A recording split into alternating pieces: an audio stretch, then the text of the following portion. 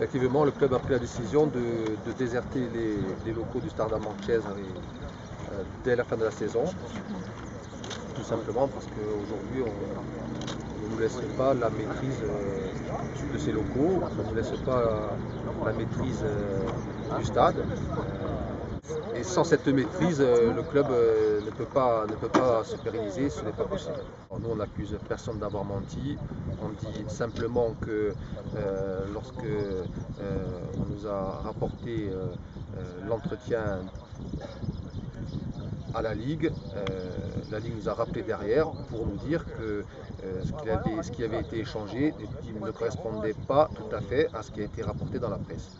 Ben, ça veut dire une durée minimale de 15 ans. Pourquoi faire? On l'a dit et on le répète, pour avoir la maîtrise du stade, pour pérenniser le club, pour faire en sorte que ce stade respecte les normes qui sont celles d'un stade moderne aujourd'hui, mais encore une fois, en accord et en travaillant sur un cahier des charges commun avec le propriétaire du stade, puisqu'il n'est pas question pour nous de se substituer au propriétaire du stade. Il n'en est pas question.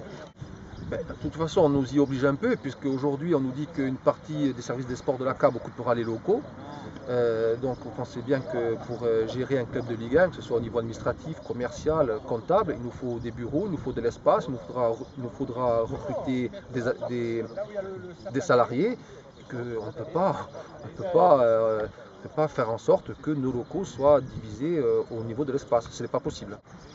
Aujourd'hui, la licence club, je le dis, n'est pas une sorte de norme ISO, c'est un engagement de qualité qu'on demande au club. Et ces clubs-là, dès la saison 2013-2014, ils seront sanctionnés financièrement, c'est-à-dire qu'ils ne participeront pas à 100% des droits télé qui seront redistribués par la Ligue, c'est une certitude. C'est une demande que nous on considère légitime. Aujourd'hui, le stade, le seul occupant du stade, c'est le Sporting. Le Sporting doit rester le seul occupant. Et on doit faire en sorte que ce stade avance, qu'on puisse y accueillir un public, qu'on puisse y accueillir des VIP, qu'on puisse... voilà, aujourd'hui, ce stade-là, il n'est pas du tout en rapport avec ce qui se fait ailleurs. On ne se l'explique pas, on a l'impression qu'on fait une fixation sur la notion de propriété. Encore une fois, je le répète, je le martèle, il n'est pas question pour nous d'accéder à la propriété, il n'est pas question pour nous de priver la CAB ou le contribuable de la propriété du stade. Nous, on veut simplement occuper ce stade, procéder à des aménagements que l'on financera, nous, le club, et pourra faire en sorte que ce stade, demain, il soit conforme à un club de Ligue 1, si demain le Sporting est en Ligue 1.